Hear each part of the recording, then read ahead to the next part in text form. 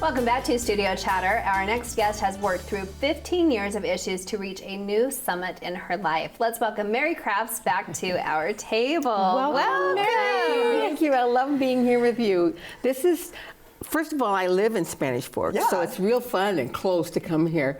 But next of all, to do something locally with my peeps. I love that. Well, weren't you just on Studio 5 a couple days ago? KSL. Before that, I was on Good Things Utah, and so yeah, this is easy. It's but we can all brag that you're one of us. It's true. You're one of us. I'm from Spanish. Yes. I know how to say that, you know. Because if you're really from Spanish, you don't say I'm from Spanish Fork. You say I'm from Spanish. From Spanish, right? Exactly. Yes. That's right. So the opener said you've had like 15 years of trials. I've been listening to your podcast since you came back in April. You've had more than 15 years of trials, haven't you? Well, for me, I think most of us kind of look at our childhood and we think, can get that very much poor me syndrome, and we tend to live in victimville. And I lived there for a long time of my life. But the reason the promo said 15 years, I'm now 69, so it's actually 19 years. At age 50, so anyone who says it's too late, come talk to me. At age 50, I just took a look at what do I really want in life? And if my life is half over, what's next? And how do I move from this stuck place to this place of fulfillment and the woman I know that I really am inside? Not the woman I want to be, but the woman I already knew I was. And how do you break away all those fears and step into the best version of you? So you decided to take on that steering wheel yourself and realize you're the one driving this. Yeah. I had lunch the other day with a good friend of mine, and as I listened to her and all of her issues and things, I just kept hearing this poor me thing and this theme. And I said, I'm going to give you a copy of my book because there's a whole chapter entitled, Pack Your Bags, Girlfriend, We're Moving Out of Victimville. And I said, it's time to pack your bags and step out of victimville. It hasn't been serving you. Is that hard to say to someone?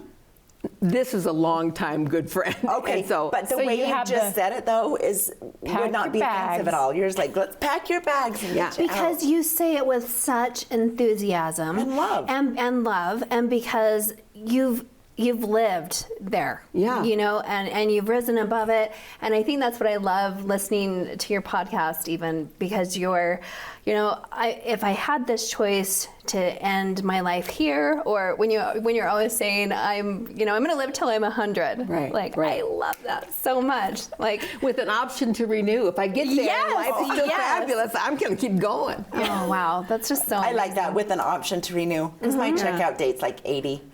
Oh, no, girl. If I'm healthy and strong, I'll keep going. I'll take the option to renew. Let's just remove that word if, because that would be a victim word. And let's just say, because I'm living to be at least 80, I'm going to take an option to renew because I'm going to be fabulous, because I am fabulous. I love that. And you're taking charge of what's going on in your life. And the reason that it's easy to talk to this woman is, first, she's a good friend, but next of all, she's known me for more than 19 years. She's known me when I was living in victimville and that I was out of control. And how many of us have said those things or felt that way, where it's, poor me, if it was just if I had this opportunity, if I'd had this opportunity, or if it wasn't for this, or my ex-husband, or my boss, or whatever, it's not serving us. So I happened to be on Instagram the day that you received your books, and you were kind of doing the unboxing. Yeah. And I was so touched to feel your emotion, because you poured a lot of love into this book. I have. So tell us a little bit about that emotion. Yeah. At first, I thought that I was going to be like real excited, and I thought this is an accomplishment that I've worked on now since I've been back from Kilimanjaro. But what I felt was something so different.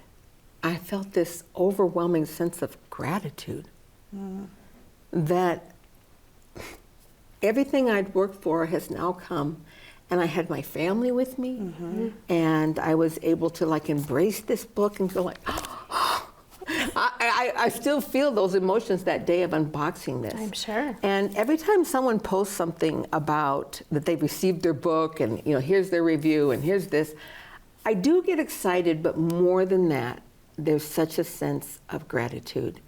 Gratitude that I was able to even live this life. And that's one of the tickets that you can take out of Victimville, is you get this gratitude, this sense of like, rather than seeing all those struggles as your detriment, all those struggles were my gifts. And I got to use them to build this life. If I hadn't have lived that life, I wouldn't be who I am today. Right. And that's the greatest gift that I think I have to offer people. This is kind of a how-to book. People say, is it about you, somebody? Well, I use my life stories to illustrate, but the book it's a how-to book. How to unbind those fears that have held us bound for so long and find and discover this absolutely beautiful, authentic person that's lived inside of us all these years. Well, I love the cover because when I think about hard times in life, you look at this and it's like when you are hiking a mountain and you've made it to the top, and so you're telling the rest of us, I've seen the view and it is awesome. And it's like, I know you're down there making your way up, but keep going. And I love that imagery of this in your book. One thing I'd like to tell people about that is, though, it's not about the summit. Because the journey? It's about the journey. I spent a year preparing for Kilimanjaro. I spent a week in the summiting. And you spend 15 minutes on top. Oh my gosh. Wow. If it were only about the summit and those 15 minutes, what a waste of time. You know what I mean? But it's about the process, the journey that I went through, and facing every single fear that I'd ever had in my life again on the mountain. And then to come down the mountain and realize, well, that was great, but what now? What's next? Yeah. Right. And when I faced that mountain, so many times I shook my fist at the mountain and said, in Utah, people love me, and I'm a very important person. And I trained hard for this climb, And the mountain would say back to me, yeah, I don't care. Oh. What do you bring today? Right. And that's a lesson I've kept with me. It doesn't matter that I had this great company for Right. 35 years. It doesn't matter that I did all these things and I went through this weight loss journey.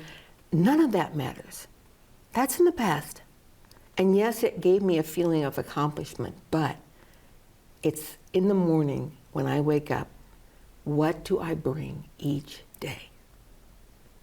And Yes. I'm loving life, let me just say. I know. Well, Laura. and you do live it. Like, I think that's the part that's so wonderful about you. Is you're living it, and you're like, I'm gonna go to Ukraine. I'm going to help people, and I listened to that day as well. And correct me if I'm wrong. Is it that boots, gloves? What did you offer to the?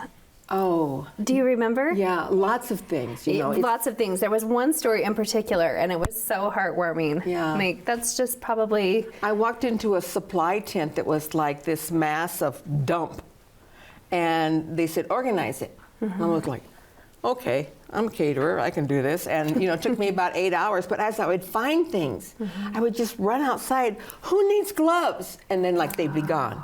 Who needs a warm coat? And they'd be gone. But when they'd come to the door and ask me, hi, do you have any shoes or boots? I'm like, who knows what's in here? But eventually I was able to find things and help people and use my life skills to make a difference there. Oh. Yeah. That's awesome. I love your growth mindset. You've heard of the fixed mindset, growth mindset, and you can feel that about, taking your journey and everything that you've been through. It's the growth. It's like every day you're open to new things. You're open to learning. Yeah, I truly am, and that's what I feel is here. It's kind of like my gift. It's my gift to all of those who are looking and to inspire them. People have said, well, should I give this to my sister? She needs help. I'm like, yes, you should give it to your sister, but you should also give it to, the young woman who is just like, what is my life? What is next? Or to the teenager. There's nothing in here that I'm giving them to my junior high and teenagers. There's nothing in here that I wouldn't want them to read. Can I just tell you what happened that day after I opened my box? Yes. Oh, yes. When my first Please. 100 came. So it was Sunday dinner. My family was all Okay. there. I, opened the box, but then the filming ended. My daughter was filming. So my grandchildren all rushed over. And they just like thumbing through the book, like, Grandma wrote a book. And my little 12-year-old opened this page and she looked down here and she said, guys, Grandma's dedicated this book to us. She goes, well, our name's right there. And they were so excited. And I go, yes, sweetheart. Because your little faces were in front of me every step on that mountain. Mm-hmm. And you're the reason I did it, to prove to all of us that we can do hard things. Mm-hmm. And we can. And that, you remember what I said the night before I left? You're never going to forget that Grandma did a hard thing and that you can too. Mary, that's so beautiful. That's so beautiful. So do you have a favorite chapter or a favorite quote? Or if, as our time's running out, what would be your one thing in here? I do have a couple favorite quotes because they're all favorite quotes, but the one I like the most, and people ask me that, well, I don't know how to move from fear to love and living in fear, which I did, to living in love. Mm-hmm. And there's a long passageway between those two, but I do know the first step, and I talk about that in this book, is that the healing starts when the hiding stops. We have to be willing to be vulnerable, to let those pieces that we've been hiding our whole lives out. And as we become more vulnerable, we realize that people love us anyway, and that we're acceptable. What a weight Once you off of your take that and shoulders. you hold that, and you're like, I'm never going to hide again, then you can begin to heal. And people connect with people who are vulnerable. Mm-hmm. That's the irony. Yeah. Is that you actually get more connection with people when you are vulnerable, and they sense your genuine nature. And that's why on my podcast and every place when I talk about, hey, I'm still in the middle of it, kids, I woke up this morning, was scared to death to come here, so don't think you ever have it behind you. But now you recognize, you go, I know you, my old friend, your fear, And I can walk past that. I have the tools now. Yeah. Congratulations. You're such an inspiration. Thank you so and much. Thank you for these books. you. Real fast, can we just go up on Amazon if we want to order more? You can order them on Amazon, Unbounded by Mary Crafts. The whole title is Unbounded, From Sorrow to Summit by Mary Crafts, and they are available on Amazon. Thanks, Mary. Oh, thank you. Thank you. Thank you so much. Coming up next on Studio Chatter, would you like to break through the walls surrounding you? Stay with us for more.